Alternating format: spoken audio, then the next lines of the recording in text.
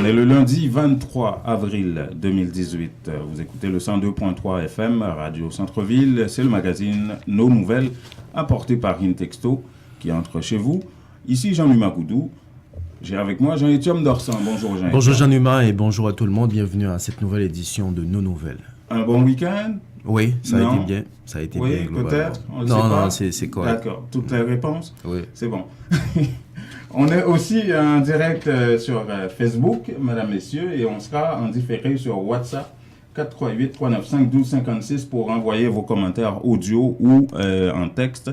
On sera également sur YouTube, sur les réseaux sociaux de manière générale. Voilà, qu'est-ce qu'on aura dans l'actualité, Jean-Étienne? D'abord, sur le plan local, on va faire un gros plan sur les demandes d'asile, les demandeurs d'asile, encore une fois ce matin. Vous aurez vraiment beaucoup d'informations, je vous le dis. On parlera, parce que vendredi dernier, il y a eu un appel conférence des différents, enfin, au niveau fédéral, il y avait l'Agence des services frontaliers, la Sécurité publique du Canada, vraiment qui faisait le point avec les médias canadiens, dont Intexto, sur la situation des demandes d'asile. On va vous parler de la procédure, comment ça se passe à la frontière, qu'est-ce que les autorités ont tiré comme enseignement et le nombre d'entrées jusqu'à présent pour l'année 2018 et où est-ce qu'ils s'en vont. Ils passent en majorité par Québec, mais où est-ce qu'ils s'en vont par la suite? Est-ce que tout le monde reste au Québec? Et puis, il y avait une information à l'effet que parmi les demandeurs d'asile, il y aurait des gens qui auraient contracté le virus du sida. Eh bien, les autorités, vous aurez la réponse des autorités aussi en cette matière. On parlera également du dîner de la DG. Oui, ça, on va en parler justement. T'as bien mangé, Jean-Étienne? Bien mangé, mais surtout recueillir beaucoup d'informations qu'on va partager un peu plus tard aux auditeurs. Voilà, on parlera de ça. Et puis en Haïti, on parlera de choléra qui a l'air de vouloir faire une petite remontée, avec le député de Carrefour, Jacques Beauville. On parlera de la fusion. Oui. Finalement, Edmond Supplice-Bozil l'a remporté aux dépens de ses concurrents. Et on parlera de CONCACAF, de rapatriement des Haïtiens qui sont là-bas au Nicaragua, qui participaient à cette compétition régionale de football. En raison d'une situation politique grave, manifestations, violences, insécurité, on a arrêté la compétition. On ira parler, on écoutera évidemment la ministre de la Jeunesse et des Sports. Madame Lamure, oui. Oui, Madame Lamure, Régine Lamure. Oui. Voilà, et on vient de mettre la table pour vous. C'est le magazine Nos Nouvelles. Vous écoutez le 102.3 FM. On vous revient tantôt pour la suite des nouvelles.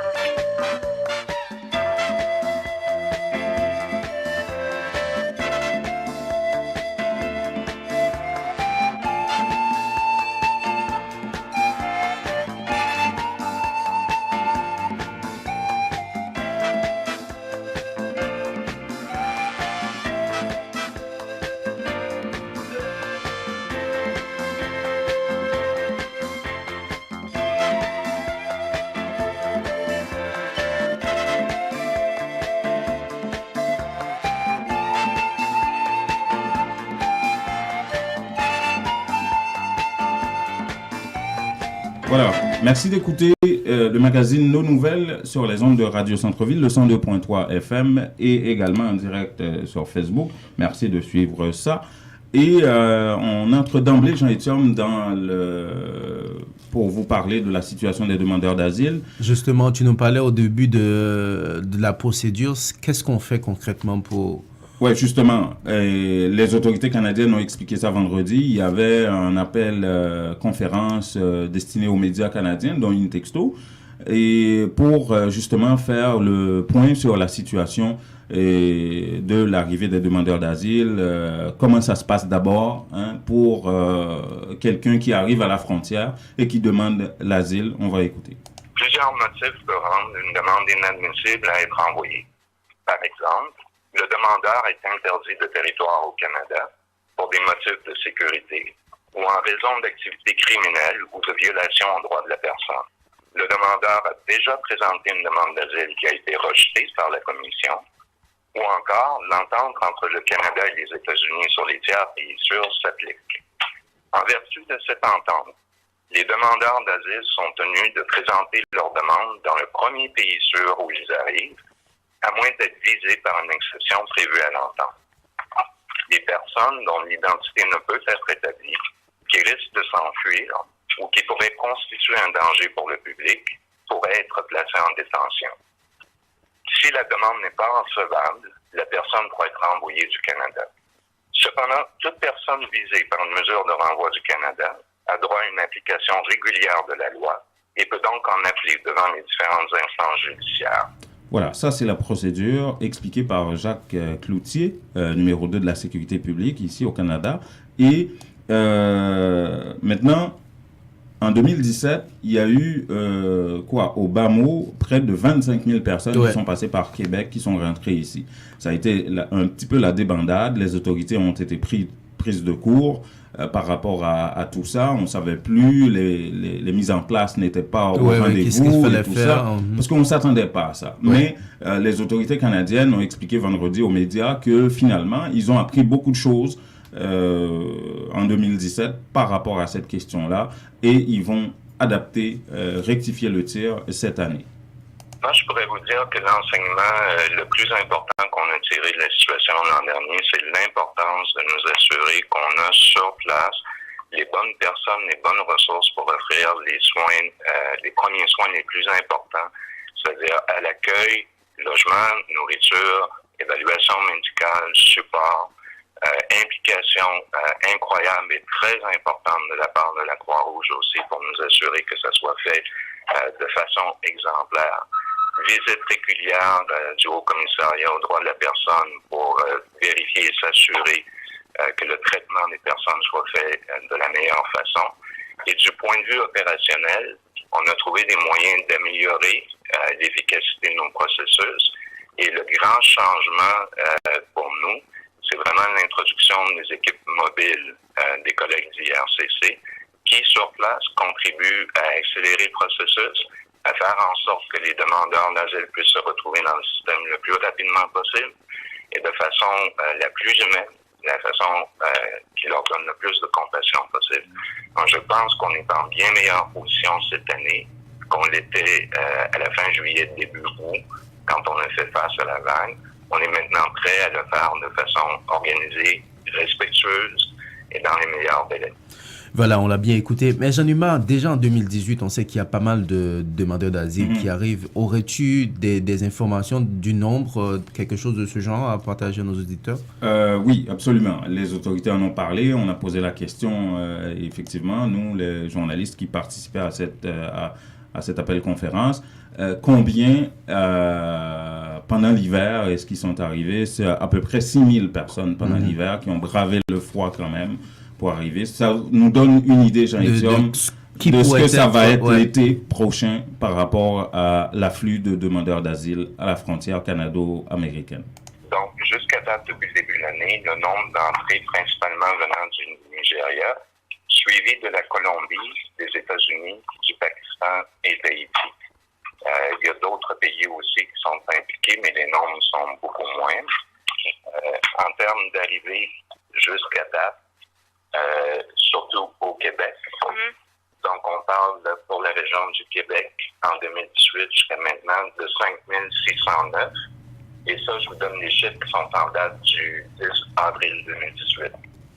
10 avril 2018, il se peut qu'il y a d'autres nombres qui s'augmentent. Absolument, on est le 23 avril. Là. Mais qu'est-ce qui arrive quand ces gens-là arrivent ici? Ils vont où exactement? Ils vont à Montréal? Comment ça se passe un peu? Au fait, la majorité des gens passent par Québec pour rentrer au Canada parce que, vous vous souvenez, La semaine passée, notre chroniqueur immigration, François-Jean Denis, nous expliquait que la majorité des gens, c'est plus facile pour eux de passer par le Québec. Mais est-ce que tout le monde reste au Québec? Ça, c'est la question Ça, justement qu'on c'est se la pose. question. On a posé la question, effectivement. 40% des gens qui passent par Québec quittent la province et ils se dirigent vers où, selon vous?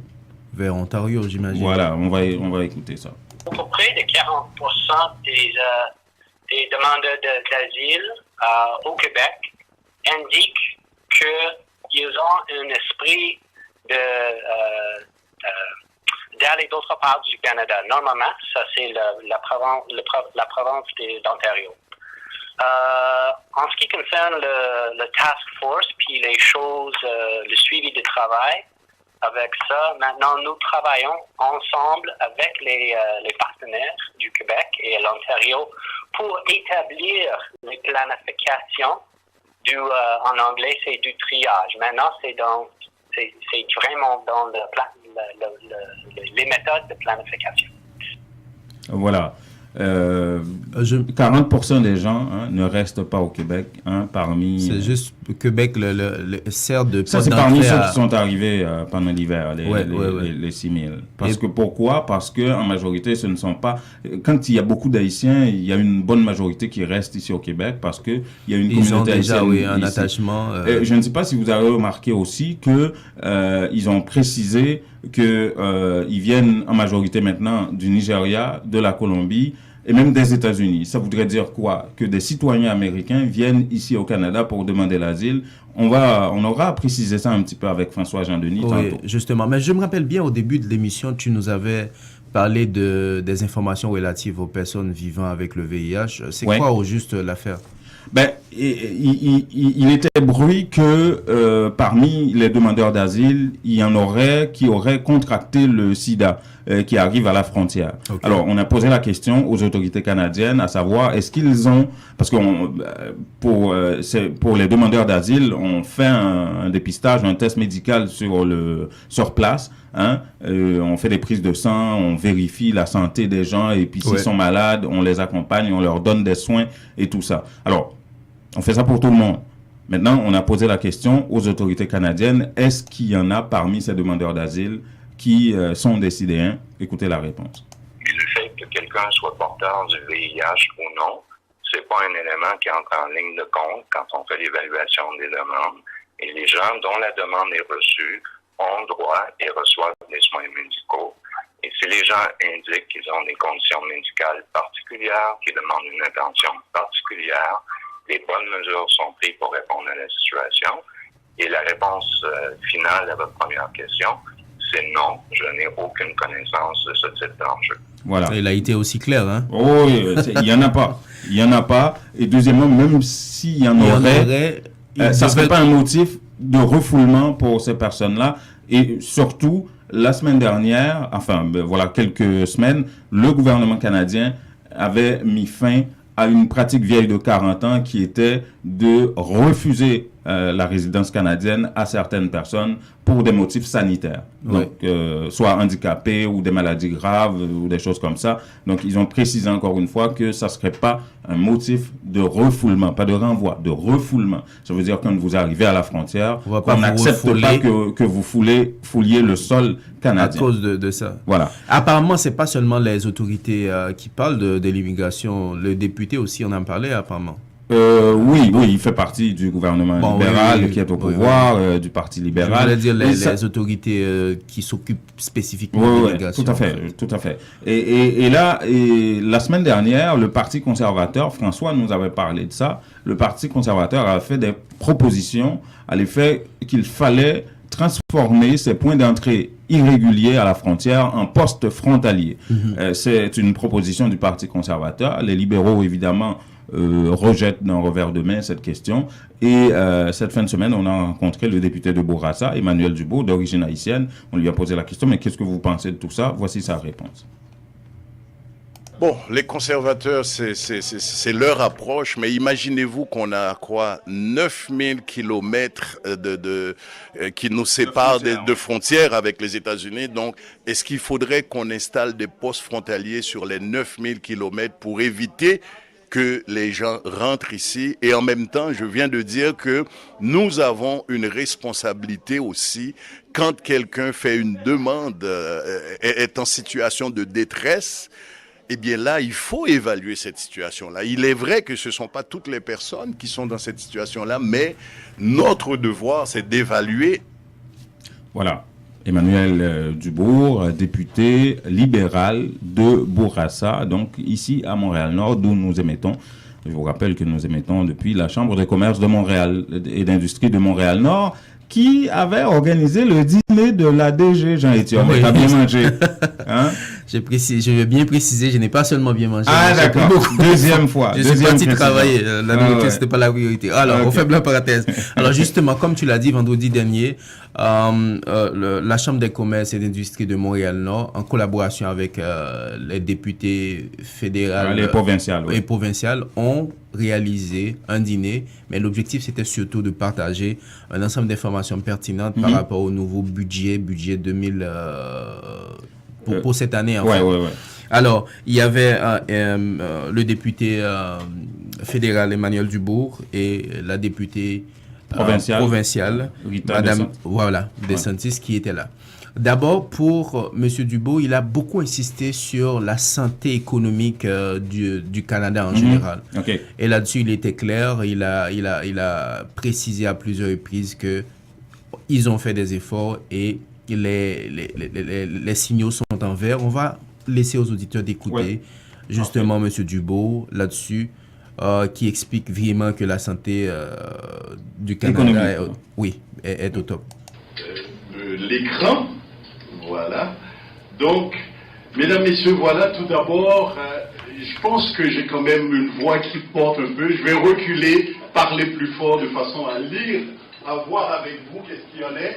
Donc, tout départ, c'est que je dis que le Canada occupe le premier rang parmi les pays du G7 au terme du chapitre de la croissance économique. Et qu'un des éléments, un des facteurs qu'on regarde souvent, c'est toujours le ratio de la dette par rapport au PIB, et qu'on est de loin un des pays, c'est le plus bas parmi les pays du G7. Nous avons mis en place, depuis que nous sommes arrivés après les élections d'octobre 2015, un certain nombre de mesures qui font en sorte que, je peux dire que l'économie va bien. C'est vrai que on dit qu'on a créé plus de 600 000 emplois. C'est vrai que on peut dire que le taux de chômage n'a jamais été aussi bas depuis les 40 dernières années ou depuis le moment qu'on a commencé à tenir compte de ces informations-là, de ces données statistiques-là. On peut dire que oui, il y a l'action du gouvernement du Québec, de d'autres provinces aussi, mais nous, au fédéral, pour nous, on considère les mesures particulières qui ont fait en sorte que l'économie va si bien. C'est que d'abord... Il a bien répété, l'économie va bien et l'économie va si bien. Il a expliqué un peu les différentes dispositions qui ont été prises pour faciliter la santé économique du Canada. Alors, comme je disais tout à l'heure, il y a Madame Rita DeSantis. On a eu une entrevue exclusive avec elle. On a mis l'accent particulièrement sur l'apport des immigrants à l'économie du Québec. Là-dessus, elle avait des chiffres, elle a été claire.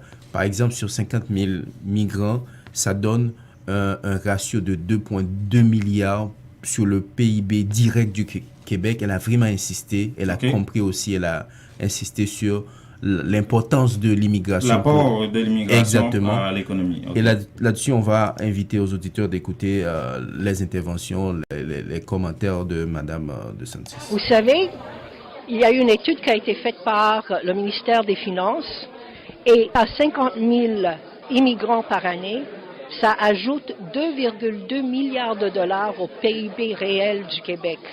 Alors ça, c'est un montant important, mais plus que ça.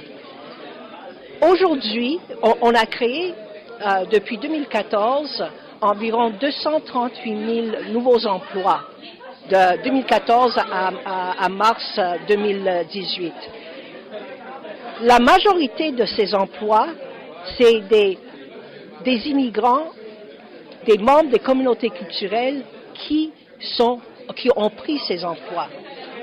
Si l'immigration n'existait pas, on aurait une pénurie de travailleurs, de main-d'œuvre, encore pire de celle qu'on vit aujourd'hui. Les nouvelles d'Haïti, les nouvelles des Haïtiens de Montréal. InTexto vous les apporte tous les matins. En audio, en texte, en images, sur 4 plateformes. En direct et en simultané sur le 102.3 FM Radio Centre-Ville, intexto.ca sur Facebook et en différé sur WhatsApp. On prend rendez-vous tous les matins, du lundi au vendredi sur le 102.3 FM Radio Centre-Ville. Tout sur l'immigration. Tout avec François Jean Denis. François? Oui. Bonjour Jamila, bonjour Jean-Etienne, comment allez-vous? Bonjour François. Ah ben ça va. Oui. On est lundi matin et on est plutôt un gambe.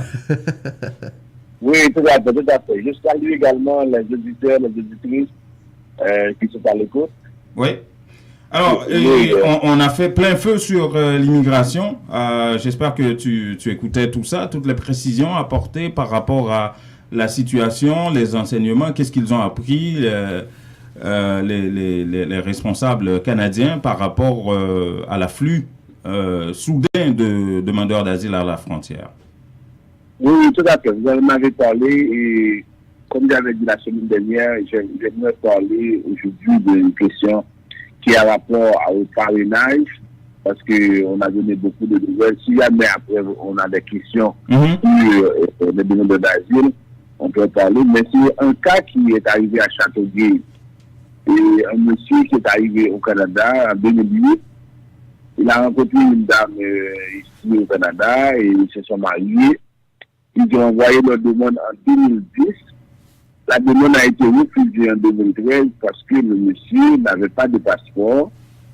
Pendant toute la demande, parce qu'ils ont fait, ils n'ont pas eu recours au service des représentants. Oui. Ils ont fait eux-mêmes leur demande. Okay. Alors, une première demande a été refusée parce que monsieur n'a pas eu son passeport. Il a oublié que son passeport était resté à l'agence de service frontalier.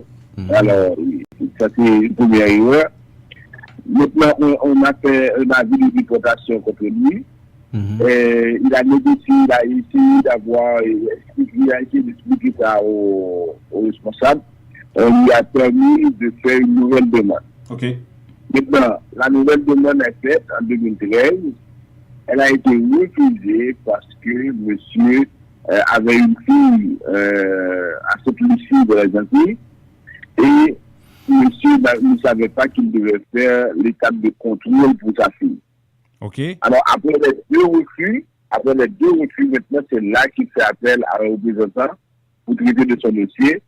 Et l'immigration lui dit, maintenant, il n'y a plus de nouvelles chances.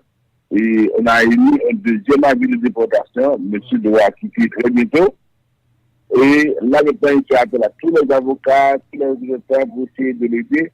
Alors, la morale de l'histoire, c'est que souvent, en immigration, il aussi de permettre, ou bien, quand vous parlez à un agent, on vous dit, vous n'avez pas besoin de représentants, vous faites vous-même toute votre demande.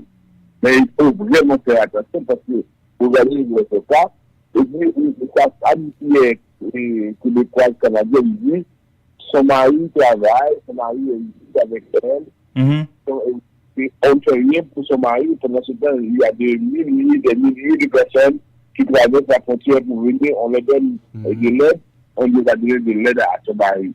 Vous voyez, si vous avez passé le faire le lien avec ce qui se passe à la frontière, mais cette famille-là a fait vraiment l'erreur de penser que oui, on peut tout faire parce qu'on connaît bien l'immigration. Ça veut dire que c'est un domaine, tout le monde peut pratiquer ça, tout le monde peut faire la demande. Alors, le message pour les auditeurs, pour les auditrices, c'est il faut vraiment faire attention. Les demandes sont complexes. Donc, ce n'est pas votre domaine. Il faut savoir comment préparer une demande. Alors, ça, c'est le point sur lequel j'aimerais vraiment insister ce matin. Voilà. C'est fait. Et sur est-ce que tu as un commentaire sur les infos qu'on a amenées ce matin par rapport aux demandeurs d'asile? Bon, et si vous vous rappelez bien, on avait donné ces informations-là. Ouais. Ça veut dire que pour la question du VIH, par exemple, on avait possibilité l'immigration avec un changement sur le fardeau excessif. Ça veut dire qu'on est passé de 6 000 à 20 000. Et souvent, les cas de VIH, c'était les cas les plus fréquents. Et ça prend beaucoup de soins de santé, les frais sont élevés. Alors, effectivement, si quelqu'un arrive, notamment les demandeurs d'asile, les enfants qui sont parrainés, les conjoints qui sont parrainés, sont exemptés de ces questions-là. Donc, si quelqu'un parraine son conjoint et son enfant, et même s'il était un fardeau, entre guillemets, excessif pour le système de santé, il allait venir parce que, de toute façon, ça ne concerne pas ce programme-là. Voilà. Ce sont les personnes qui par exemple, les travailleurs qualifiés, les gens qui parrainent les parents, les mères, les pères, les grand-mères, les grands-pères, ces gens-là sont concernés par cette question de fardeau excessif. Voilà. Eh bien, voilà, c'était... Oui, il y a quelque chose à ajouter, François? Allez, vas-y. Non, c'est correct, ça veut dire que tout a été précisé. OK. Et en même temps, les 40% des gens qui arrivent ici, ils vont en Ontario, et on le savait. Et puis, 96% des 6 000 personnes, on a dit le chiffre 5 400, sont restés au Québec, par exemple, sont passés par le Québec. Alors, on a la situation, comme on avait dit la semaine dernière. Et puis, on attend et puis on espère que on va débattre de la proposition des conservateurs. Voilà, merci beaucoup François. Je rappelle que François Jean-Denis dirige la firme spécialisée en immigration Vision Max Service. On fait la pause, Jean-Étienne. Ou à le faire affaire avec une compagnie de green gauche tête bobèche pour régler le dossier immigration au Canada pour te faire économie bout de chandelle ou à venir plein on prend refus parce que dossier mal préparé, formulaire t'es mal rempli ou même qui te voulait ça me t'es parlé. Tu vois, pour le même genre de dossier, T. George WhatsApp, Fanny, Madame Joe Facebook et moi-même avions tous obtenu satisfaction pour avoir fait affaire avec Vision Max Service, cabinet spécialisé en immigration. Vous qui rêvez d'immigrer, d'étudier au Canada ou tout simplement de visiter le pays, Vision Max Service. Vous comptez demander un super visa, venir investir ou vous établir en tant que travailleur qualifié, Vision Max Service, un label de qualité. Vision Max Service, c'est le travail de professionnels qui étudie, traite, suivent votre dossier. Il vous conseille, vous encadre, vous accompagne dans toutes vos démarches pour des résultats 100% excellents. 273 Lalu, coin Ruelle Vaillant, Port-au-Prince, téléphone 48 20 78 18, 2209 76 82. Un événement évangélique gigantesque s'en vient à Montréal. Les femmes de la mission apostolique des Assemblées des Saints organisent une semaine de réveil, 3 jours de conférences sous le thème le rôle de la femme au sein de l'Église.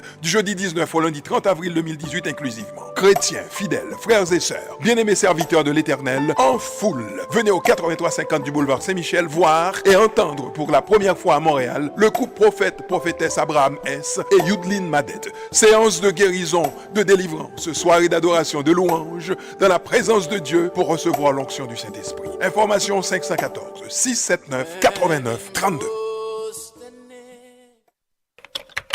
Que regardez-vous sur votre tablette? Une annonce incroyable. Réduction, rabais à gogo, prix PI.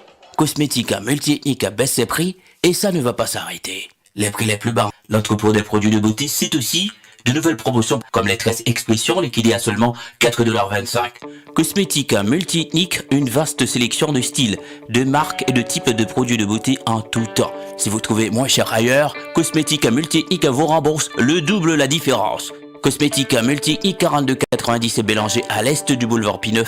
Téléphone à 514 89 5429. J'adore Cosmétique multi-ethnique. La beauté à petit prix, ça marche.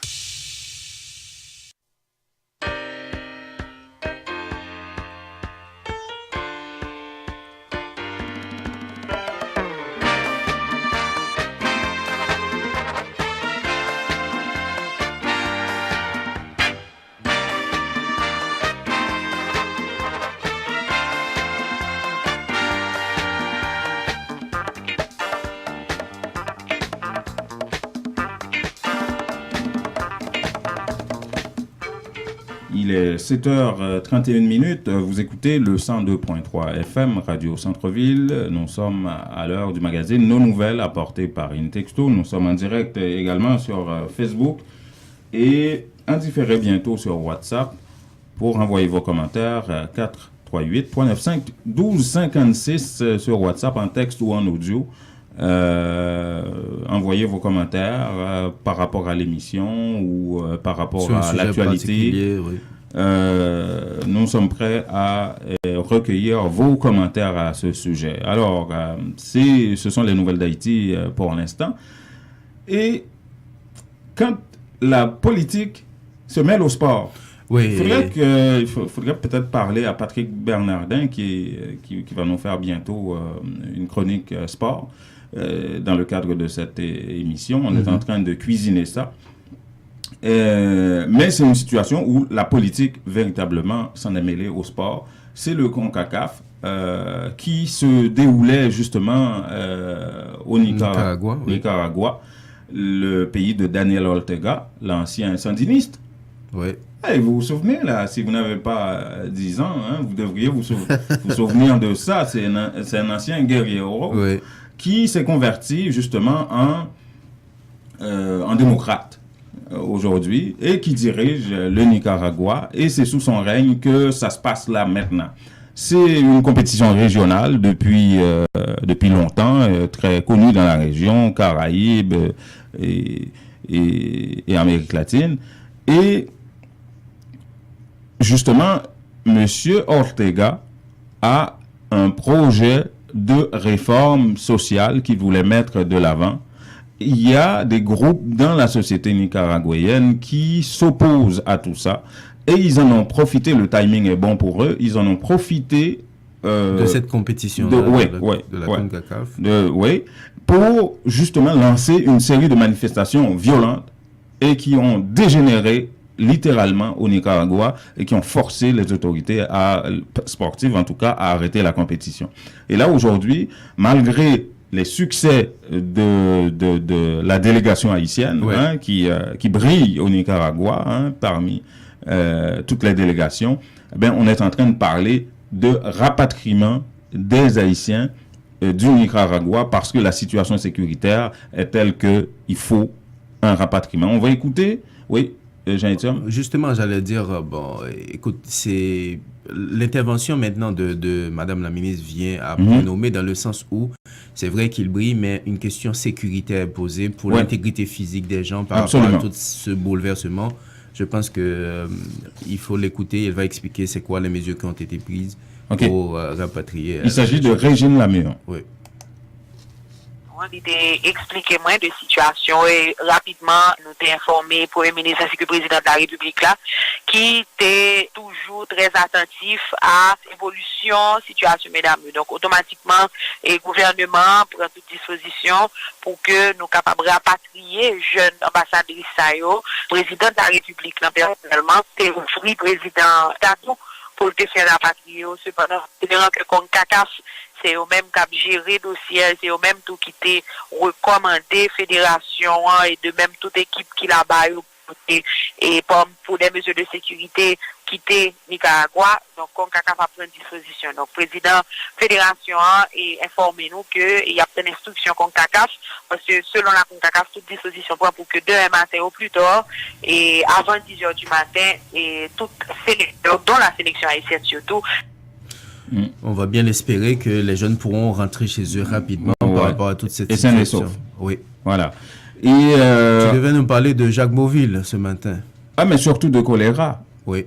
Apparemment, il y aurait une petite remontée dans la région de Carrefour, parce que Jacques Beauville, c'est le député de Carrefour, qui a alerté les autorités par rapport à cette recrudescence du virus de choléra. On croyait qu'on en était à bout de ça depuis l'introduction de ce virus par les soldats népalais de l'ONU en Haïti. Le débat est toujours en cours, là, les discussions. Haïti et l'ONU ne s'entendent pas sur ces questions-là. Jusqu'à tout récemment, lorsque l'ONU voulait se mêler d'une situation de justice en Haïti, les autorités haïtiennes rappelaient, surtout le ministre haïtien des Affaires étrangères, Antonio Rodrigue, rappelait à l'ONU que vous avez introduit le choléra chez nous. Apparemment, c'est de retour, selon le député de Carrefour, qu'on va écouter, Jacques Beauville. Section communale Belly, côté moitié population en détresse avec maladie choléra. Il y a 2 personnes qui mourent, mais il y a 19 personnes qui ont attaqué la section Belly. Je remercie le départemental. Grâce à l'intervention du directeur départemental, M. Benèche, il est arrivé procéder à des distributions des kits et des soins médicaux qui te permettent de être suivi. Et non seulement c'est pas celle section Belli, qui ont l'autre section les Malanga qui censé qui coller avec mon là celle. Mais n'a demandé ministre santé publique là tout qui programme li gagner. Hein, n'a demandé ministère environnement qui programme yo gagner pour province yo. Parce que je ne dis a j'ai des côtés province qui quasiment pas exister par rapport à ça sur le plan environnemental. Moun yo pas de l'eau bio bois. Et de l'eau bois c'est de l'eau même côté cheval yo pipi là-dedans. Tandis que histoire révélée la commune de Carrefour c'est côté que plus nappe d'eau souterraine, c'est-à-dire de l'eau en bataille et puis je ne dis a moun yo pas jamais ka de l'eau potable bio bois. Et c'est ça qu'on fait. Nous avons un projet de loi n'a travaillé sur lui. Nous pas parler remplacer dîner pas, mais c'est un projet de loi pour réguler parce que dîner pas arrêté comme un service commercial pour vendre l'eau, mais je ne dis a faut l'autre service compétent qui pour. Voilà, Jacques Beauville, député de Carrefour, qui rapporte que 2 personnes seraient mortes de choléra tout récemment dans la commune de Carrefour. Donc, une recrudescence est à craindre du choléra en Haïti. Donc, il faut intervenir de ce côté-là. Alors, on parle politique, on laisse le sport, la santé d'un côté pour parler politique pure et dure avec la fusion des sociodémocrates qui avaient leur congrès cette fin de semaine, vendredi dernier. Et puis, toute la semaine dernière, c'était le branle-bas de combat entre les militants pro Edmond Supplice-Bozil et pro Victor Benoît et d'autres candidats qui voulaient reprendre ou prendre la tête du parti. Ce parti, Fusion des sociodémocrates, c'était dirigé par une femme depuis 5 ans. Et cette femme-là, Edmond Supplice-Bozil, vient de remporter une autre élection pour un autre mandat de 5 ans. Et ça s'est passé vendredi dernier. On va écouter Edmond Supplice-Bozil qui nous expliquait autour de quoi le congrès de la fusion des sociodémocrates avait lieu. Exercice que nous avons commencé à faire dans 14 départements politiques. Exercice ça te permet que nous arrivions à mettre en place les 14 coordinations régionales. Première journée, c'est une réussite parce que tout département est présent. Au Artibonite présent, c'est Artibonite qui parle là. Nous avons 14 départements politiques, mais nous avons 10 départements là. Département politique, il y a un qui parle là, mais le département l'Artibonite là. Donc ça veut dire que, comme dit, les 10 départements du pays sont là, excepté diaspora qui, en pile, pas relais, mais dit pas de cap vini. Non, mais vraiment, je crois que c'est une réussite. C'est un bon début. Nous avons continué le programme. Nous avons commencé la discussion sous une proposition que Fusion fait dans le Parlement. Madame Bozé qui annonce la continuité des programmes de la fusion. Mesdames et messieurs, vous écoutez nos nouvelles. On va marquer une courte pause. Jean-Humain, on revient pour les commentaires à la fin de cette émission. Ou à le faire affaire avec une compagnie de green gauche tête bobèche pour régler le dossier immigration au Canada pour te faire économie bout de chandelle. Ou à venir plein, on prend refus parce que le dossier est mal préparé, formulaire est mal rempli. Ou même qui te voulait ça, me te parlé. Tu vois, pour le même genre de dossier, T. George WhatsApp, Fanny, Madame Joe Facebook et moi-même avions tous obtenu satisfaction pour avoir fait affaire avec Vision Max Service, cabinet spécialisé en immigration. Vous qui rêvez d'immigrer, d'étudier au Canada ou tout simplement de visiter le pays, Vision Max Service. Vous comptez demander un super visa, venir investir ou vous établir en tant que travailleur qualifié. Vision Max Service, un label de qualité. Vision Max Service, c'est le travail de professionnels qui étudie, traite, suivent votre dossier. Il vous conseille, vous encadre, vous accompagne dans toutes vos démarches pour des résultats 100% excellents. 273 Lalu, coin Ruelle Vaillant, Port-au-Prince, téléphone 48 20 78 18 22 09 76 82. Un événement évangélique gigantesque s'en vient à Montréal. Les femmes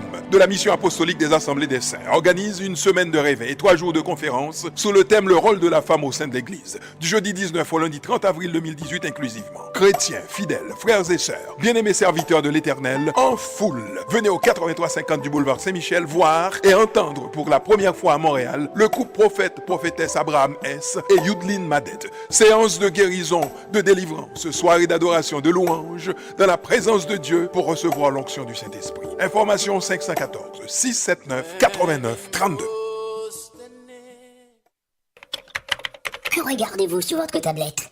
Une annonce incroyable. Réduction, rabais à gogo, prix PI. Cosmética multi-ethnique baisse ses prix et ça ne va pas s'arrêter.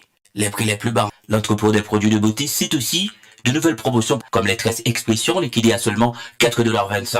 Cosmetica multi-ethnique, une vaste sélection de styles, de marques et de types de produits de beauté en tout temps. Si vous trouvez moins cher ailleurs, Cosmetica multi-ethnique vous rembourse le double la différence. Cosmetica multi-ethnique 4290 est Bélanger à l'est du boulevard P9. Téléphone 514 89 5429. J'adore Cosmétique multi-ethnique. La beauté à petit prix, ça marche.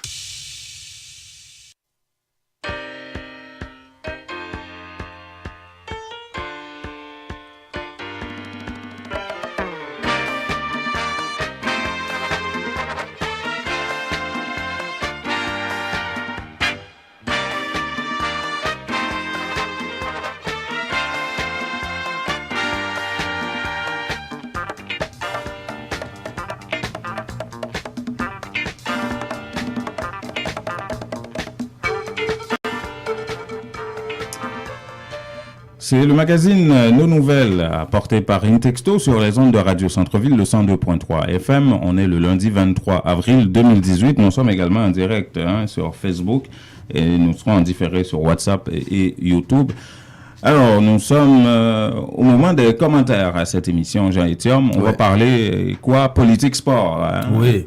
Drôle de mélange. Ou le sport politisé.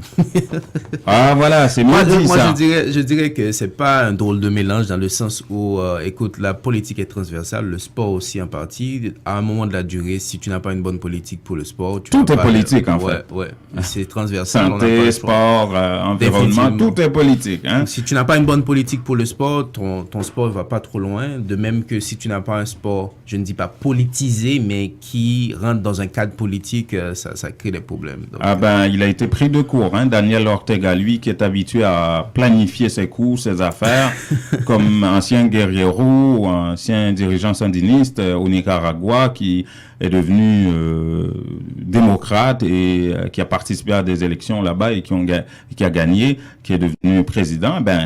Daniel Ortega s'est fait prendre de court par des groupes de pression. Pourquoi? Parce que lui, il voulait mettre de l'avant une sorte de réforme sociale qui fait partie de sa visée politique, en fait. Mais il y a des secteurs, une frange de la société nicaraguayenne qui n'est pas d'accord avec ça et qui ont bien fait leurs calculs, qui ont attendu qu'il y ait cette compétition régionale, internationale régionale, en tout cas, au Nicaragua, pour frapper à coups de manifestations violentes, débordements majeurs de ce côté-là, qui a créé une situation d'insécurité pour tous les invités à cette compétition, dont la délégation haïtienne. Alors, ce que j'aimerais dire par rapport à cette situation, comparativement à chez nous en Haïti, c'est que justement, quand tu as des problèmes comme ça, non seulement l'image du pays peut prendre des coups, mais aussi ça pose des problèmes sérieux avec tes amis. Parce qu'imagine-toi, maintenant, Haïti est obligé de trouver une formule pour rapatrier sa délégation. C'était pas dans le plan, il faut faire un investissement pour ça, il faut s'assurer que tout le monde est en sécurité. Et ça, les bouleversements politiques comme ça, en général, oui, il faut qu'on fasse écouter sa voix. Mais quand la violence rentre dedans, c'est pas bien pour toi. La violence en général, c'est quelque chose à bannir.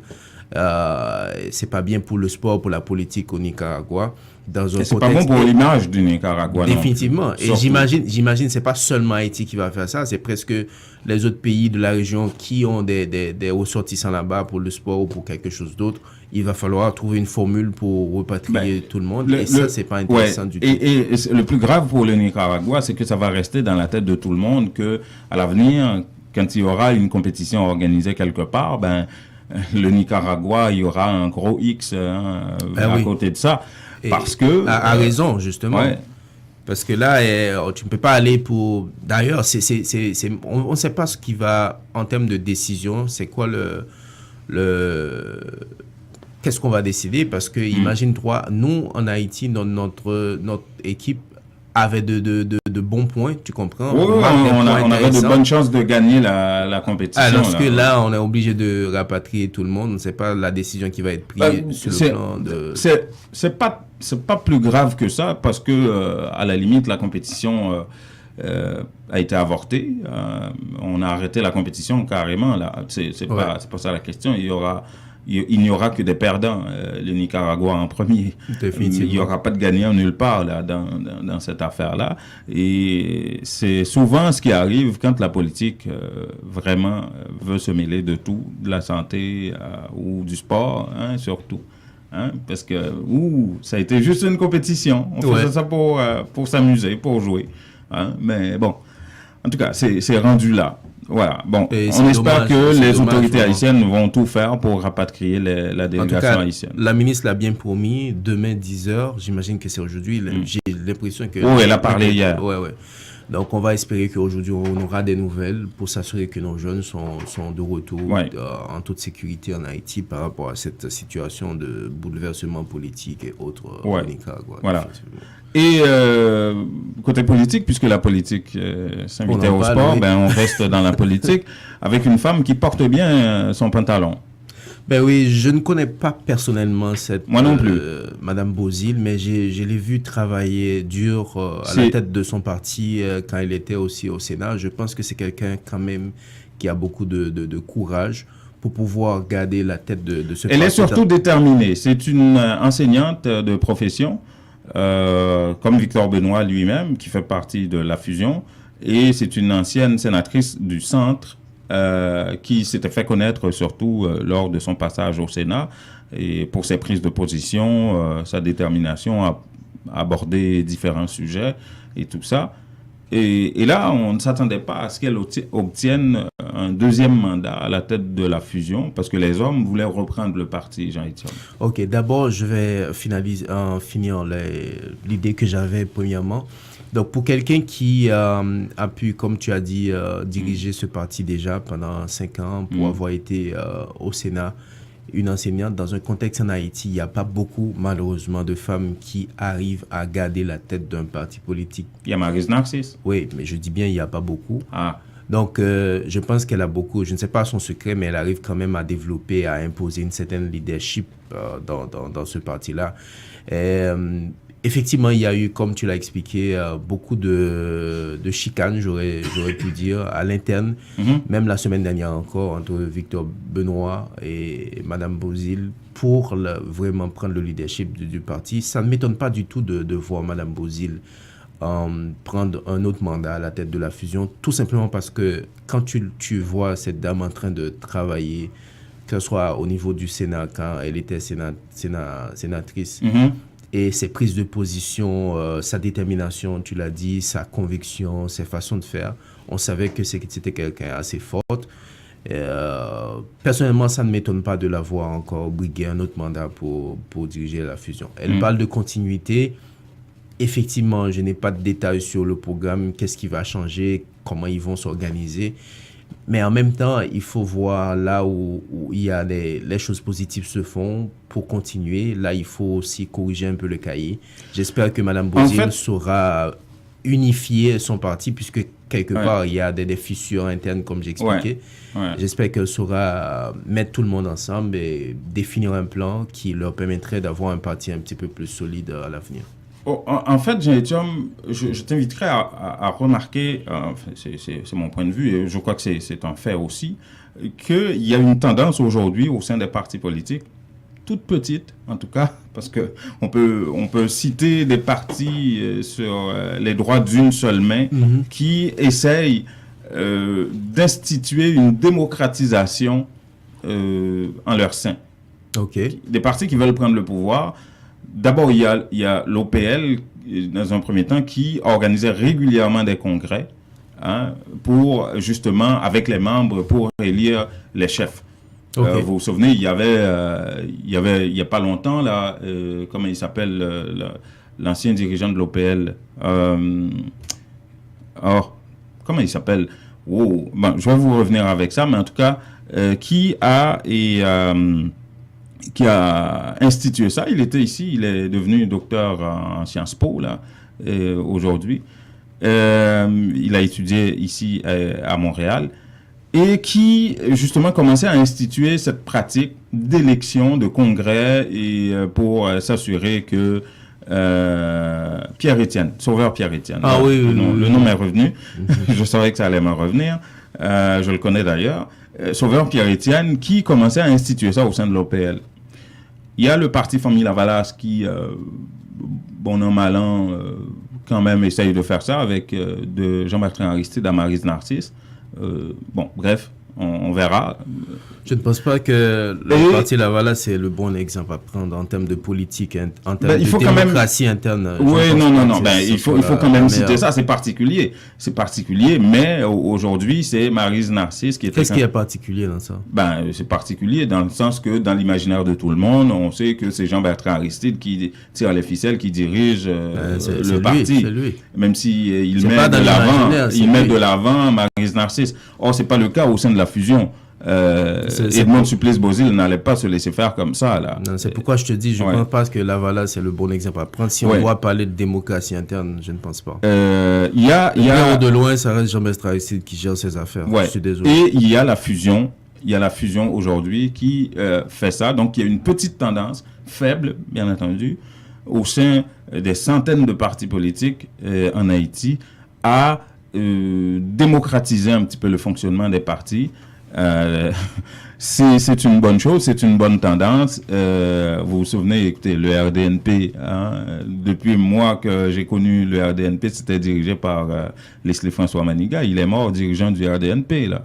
Il n'y en a pas eu d'autres. Comme tu as dit, je pense que c'est une pratique vraiment à maintenir et à faire de façon correcte au niveau des partis politiques. Tout simplement parce que définitivement, on s'est dit, bon gré mal gré, petite démocratie, ou appelle-le comme tu veux, on veut aller vers la démocratie en Haïti. Donc quand tu prêches la démocratie comme système de gouvernance et à l'intérieur de toi-même, de ton parti politique, il n'y a qu'une seule personne qui dirige, qui peut prendre des décisions. Et parfois, c'est pire encore, c'est même légal dans le sens, dans leur charte, même c'est admis que c'est un tel qui fait 1, 2, 3, etc. Dans la charte du parti Famille Lavalas, il était prévu que Jean-Bertrand Aristide est le chef à vie du parti. Voilà, c'est ce que je t'explique. Parfois, il y a tout un cadre. Ça avait fait débat en Haïti pendant longtemps. On ne veut pas en parler, mais... Il y a tout un cadre légal qui se fait derrière ça à l'intérieur des partis, parfois, pour que ça soit... c'est toi ou ton fils qui gère les choses et c'est pas bon. Comme tu as expliqué, je pense que les cas de OPL avec monsieur Sauveur Pierre-Étienne et madame Bozil, il y a d'autres partis aussi, je pense, qui font des efforts à l'interne pour structurer ou créer cette ambiance de démocratie au niveau des leaderships des partis. Et je pense que c'est quelque chose vraiment à encourager. Il y a toujours eu une forte résistance par rapport à ça au sein des partis politiques haïtiens. C'est ce qui provoquait assez souvent des scissions, des séparations. Il fut un temps, on avait le MOP de Gérard Philippe Auguste, et le MOP de Delma, le MOP de ci, le MOP de ça. Tel parti, un tel, il fallait associer les noms avec le même parti parce qu'ils se sont séparés, ils n'arrivaient pas à s'entendre lors d'élections régulières. D'une passation de main à la tête de ces partis-là. C'était toujours très difficile, cette question-là. Et aujourd'hui, on assiste un petit peu à un petit mouvement de démocratisation au sein des partis. C'est déjà là qu'il faudrait que les dirigeants apprennent la démocratie s'ils veulent vraiment devenir des démocrates. Une fois pris le pouvoir. Et une dernière chose que j'aimerais profiter de cette occasion pour ajouter par rapport à l'élection de Madame Bozil, c'est vraiment un bon exemple pour les jeunes filles ou femmes en Haïti qui souhaitent faire de la politique. C'est vrai, l'environnement, la façon dont ça s'est fait, c'est pas facile pour voir les femmes gravir comme ça les échelons au niveau des partis politiques ou encore de la politique pratique avec des élections au Sénat. C'était le cas pour Madame Bozil. Mais ça dit aussi que c'est pas impossible si vous avez de la détermination, une jeune fille qui souhaite faire de la politique. Autrefois, on ne devait même pas parler de la politique parce que, tu vois, tes parents vont te dire tu veux te faire... tu veux te faire tuer, toi. Je me rappelle la première fois que j'ai dit à ma mère que je voulais être journaliste, elle dit qu'elle n'a pas allaité les journalistes. T'as compris? Donc, je n'ai pas allaité journaliste, tu veux te faire tuer. Bon, pour ça, c'est une petite histoire. Donc, il faut vraiment... démolir, affronter tous ces barrières-là, de complexes ou de quelle que soit la chose qui empêche aux jeunes filles, aux femmes d'avancer, et vraiment comme le cas, je dis bien, de Mme Bozil, avec toutes ses forces et ses faiblesses. Oh ben. Évidemment, on ne parle pas de... On en a tout le monde, mais aussi. Hein. Oui, Toi aussi, j'imagine, oui. Ah, d'accord. Les êtres humains, c'est comme ça. Ah, d'accord. Mais le bon côté de l'affaire, c'est qu'elle sait se battre, elle sait imposer ses opinions, elle sait développer son leadership. Et je pense que les jeunes filles et femmes en Haïti devaient prendre ça comme modèle, en tout cas dans cet aspect-là, pour avancer et s'imposer dans la politique. Parce que tu vas pas... Des cas spécifiques peuvent arriver, ça va pas arriver tout le temps. Que tu arrives au summum de la politique en Haïti, mais c'est une bonne école, les partis politiques, pour apprendre les choses, voir la stratégie, tout ça. Je pense que c'est intéressant. Voilà, il est 7h57, mesdames, messieurs. On est le lundi 23 avril. Vous écoutez le 102.3 FM, Radio Centre-Ville. À l'heure du magazine Nos Nouvelles, apporté par Intexto. Ici, Jean-Louis Magoudou. J'avais avec moi Jean Etienne. On vous a parlé de beaucoup de choses sur l'immigration. Il faudra réécouter cette émission-là sur WhatsApp ou sur Facebook, WhatsApp 438-395-1256, pour vous parler, pour vraiment apprendre beaucoup sur la situation à la frontière par rapport aux demandeurs d'asile. C'est quoi la procédure? Qui sont-ils? Combien est-ce qu'ils sont arrivés? Tout ce que vous devriez savoir sur la situation des demandeurs d'asile, c'est à cette émission du 23 avril. Voilà, on a bien fait ça pour un lundi matin, Jean-Étienne. Ça a été un plaisir, mesdames et messieurs. On va vous retrouver demain matin pour une autre édition de Nos Nouvelles. Entre-temps, rejoignez-nous sur Facebook, WhatsApp et sur YouTube pour une nouvelle édition. Au revoir.